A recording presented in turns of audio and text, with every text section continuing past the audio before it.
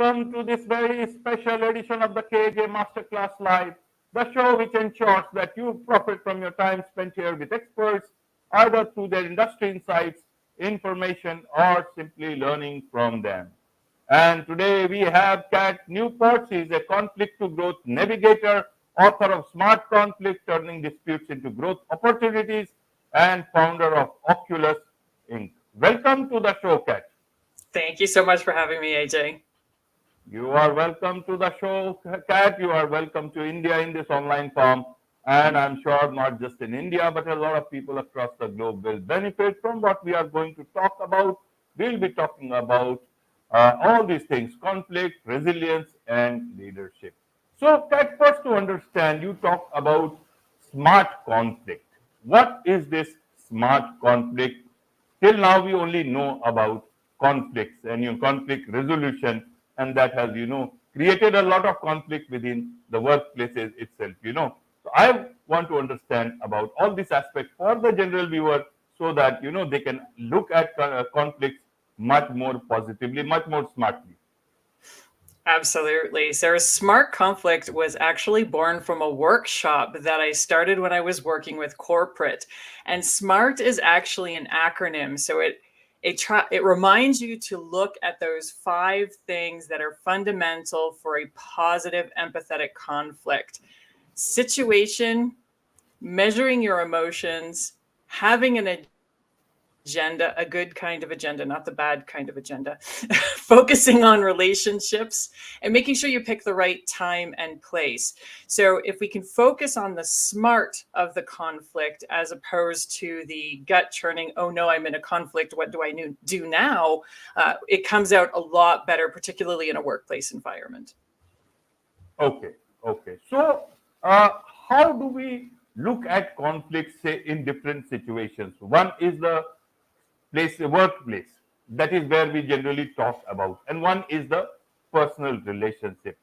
uh, how do you want people to look at conflicts? You talk about it being as also opportunities, but we are not trained to look at it. Our brain has not been wired to look at it in all the places. So how do we start looking at it differently? We become very defensive or offensive whenever such a situation comes in. So help us understand with your expertise, so that and also mention about the book, so that we will come to the book separately if needed.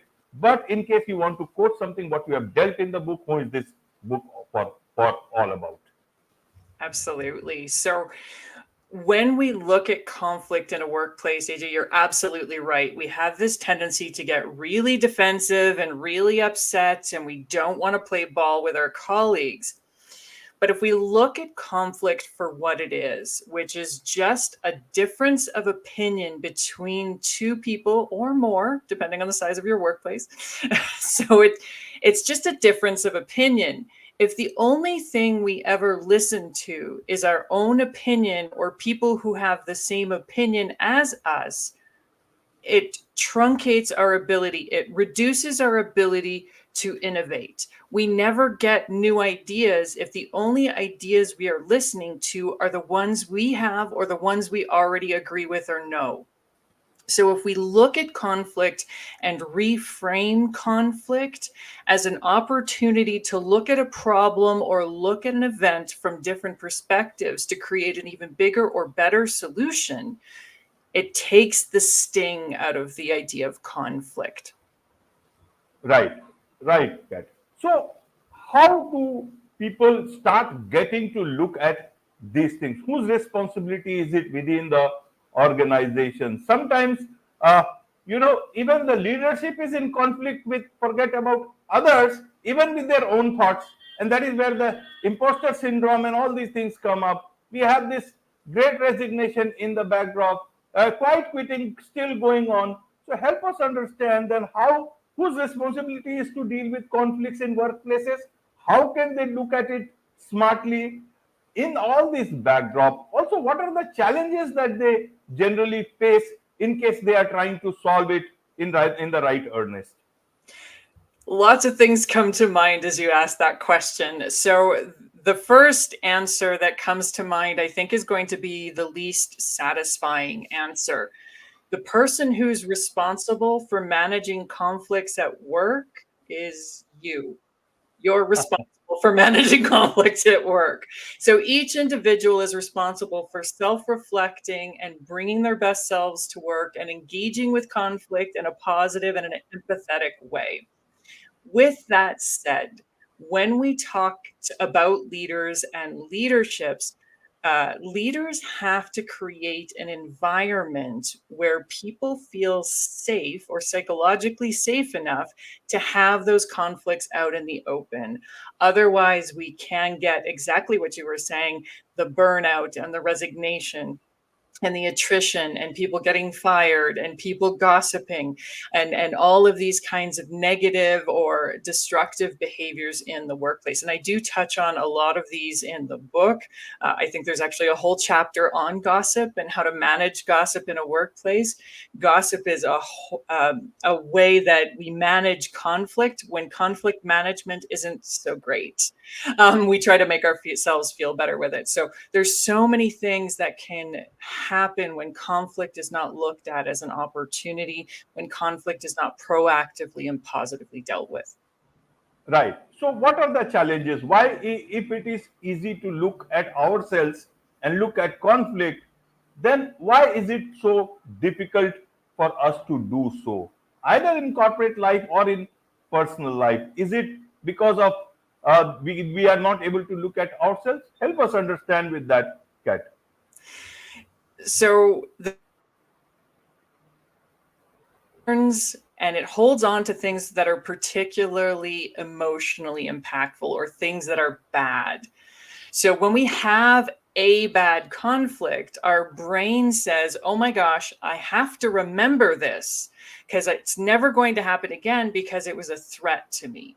Either emotionally or psychologically, it was a threat.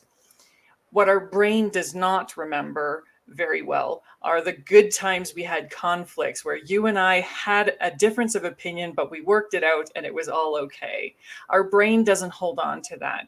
So what our brain does when we come into a conflict situation, it doesn't react to the current situation.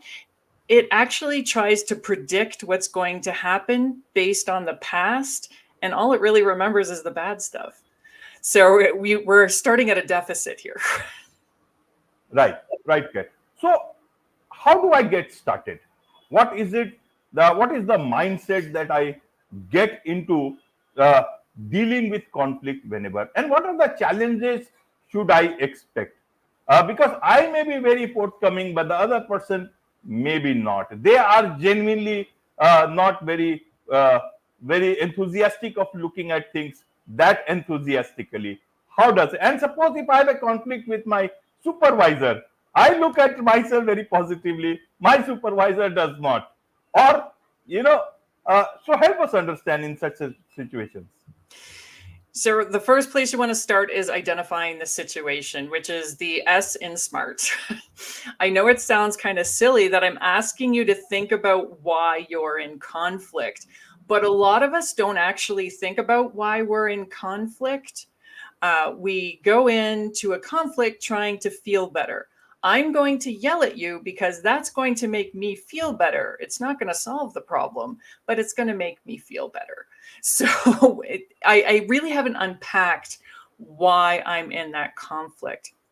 One of the stories I like to use here is there was a couple who was getting a divorce and they were in mediation and they were fighting over a slow cooker, a crock pot, just something they got for their wedding that they'd never used. It was gathering dust in the cupboard, but this is what they were fighting over.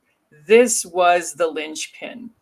And after going through, well, why is this so important to you? And what does it mean to you? And why do you want this? And what does it mean if the other person gets this? What we ended up finding out was the crock pot was actually representative of family dinners. The crock pot would make those family dinners where they'd sit down together at a table. So they weren't fighting over a crock pot. They were fighting over the family that they were losing. So sometimes it takes a little bit of digging. You've really got to be honest with yourself as to why this is upsetting you. Well, I hate my coworker, but why do you hate your coworker? What is it that's brought you to that point? And that's the place you need to start. Right, Kat. Now let's look at it. Many of these conflicts are silent. There is an internal negative competition with someone, or someone else is having a competition with you. They want your position, you want their position. You have never talked, or you talk but you smile at each other, but that internal cold war is there. How do you deal? You see, forget about individuals, even nations have been in a cold war state for many years. We almost, went to this nuclear war at one point in time, but God saved that at that point in time. So how to forget? So in nations, there are very brilliant minds, but even in individuals, we have this sort of a thing. How do you look at, things which have not been said, or a conflict which has not been expressed? How do you see, and especially how do I use it to for as a catalyst for growth, not only myself but for other also? Absolutely. So there's a huge group of people. You're not alone if you're in this situation. There's a large group of people who avoid conflict. I'm not going to talk to you because it's going to make me feel uncomfortable. I'm not going to talk to you because I don't know how you're going to react. So we really need to find out why we're in that mode of, I don't want to confront you, and think about the relationship. You're in a relationship with every single person you work with. It might not be a great relationship, but you have a relationship with every person you work with. And we spend most of our time at work. So these relationships are hugely impactful on our mental health and how we feel about ourselves. So what is the value to you of staying silent versus the value to you of proactively and positively engaging with this other person about this particular topic? You want my job. That's great. If I get a promotion, you can have it. So if we work together, we both might get what we want. So take a look at that relationship. That's that R of smart conflict. Right. In today's time, when you talked about that people don't want to get into a conflict sort of a discussion or whatever, in today's time a lot of people talk about having boundaries, and boundaries are good, but then in terms of conflict resolution, boundaries can be barriers. So how do you look at this part? Are we creating unnecessary boundaries, or talking unnecessary boundaries in today's time, adding to conflict? How do you calibrate both the things, self-care, boundaries, with conflict resolution? Gotcha. So when we talk about boundaries, there's one thing I kind of want to put on the table at the very, very beginning of this conversation. Boundaries are yours to have, boundaries are yours to maintain, and boundaries are yours to act on. Boundaries are not rules for other people to follow, and never ever step outside of those rules. That's not the way boundaries work. Boundaries are for you to manage. So boundaries are good, but boundaries should be more like living hedges. They should be that lovely green bush that separates you from your neighbor. You can still talk to them, you can still see them. It grows as you grow, it changes with the seasons. This is what a boundary is. A boundary is not a concrete wall chopped with razor wire, never to be crossed. It has to grow and evolve with you and your relationships with people. Right. Nowadays, because of this communication modes, email culture, intra email office email system, except what we don't do is we walk down to the other person, and so a lot of things get lost in the translation of this written word. How do you see this part impacting our conflicts in our workplace, creation of more conflicts? And how do you think we can reduce it? Should people, organizations look at removing this hindrance of emails and rather asking people much more to do and getting into all those bureaucratic hassles of, putting everything down in pen and paper? The short answer here, when we're dealing with conflict, please don't do it in writing. If you have any other option, please do not do it in writing. You lose the tone of voice, you lose the body language, and you put your own inflection on the written word. So if you're upset with me and I write you an email, you're more likely to hear a tone that's negative. That, oh, I can't believe she said it like that. Well, how are you today? Well, I said, how are you today? I didn't say it like all snarky. So it really is important to have as much communication going on as possible. Communication mostly occurs through facial expression, tone of voice, and body language. If you take those out of the equation, you're losing so much information, and it makes conflicts very, very hard to resolve. And it could potentially light a conflict. It could create conflict where there wasn't any before. Right. Now let's come to your book, Smart Conflicts, Turning Disputes into Growth Opportunities. What have you dealt with? Some of the parts you have mentioned, but what is this book? Who is this book about? And why did you get to writing this book, first of all? I moved out of my corporate job and I sat down and said, I've always wanted to write a book. Now's the time to do it. Conflict was one of those things that when I started my corporate career, I was really bad at it, like really, really bad. So the book is a collection of stories from years and years and years and years of my experience. Things that I did well, there's a couple of those, and things that I didn't do so well, there's a lot of those. And, it's a roadmap that these are the lessons that I've learned, and hopefully you don't have to learn them in the same difficult, hard knocks way that I did. Right. And tell us about Oculus. What do you do there? How people come? What are the things that people come to you for?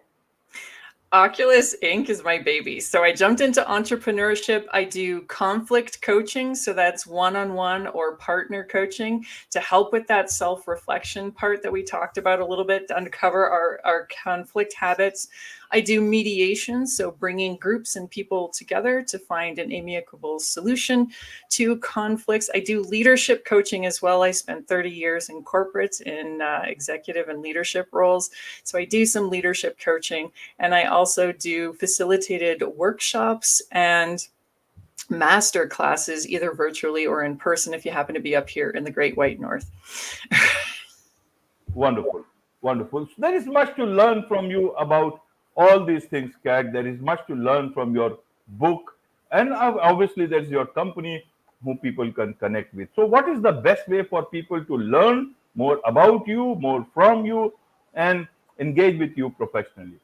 Absolutely. The first stop I'd suggest is my website. So www.smartconflictbook.com. That's got all the information about my book and all the information about Oculus Inc. on it. If you're a person who loves the social media, you can follow me on LinkedIn. I have almost daily posts on conflict and leadership topics that are really, really neat and helpful. And I also have a newsletter on LinkedIn. So every 2 weeks, right to your feed, you get resources, articles, and little secrets that you won't find on my social media. Wonderful. With this, it's a wrap on this very special edition of the KAJ Masterclass Live. Thank you so much indeed for joining us. Thank you.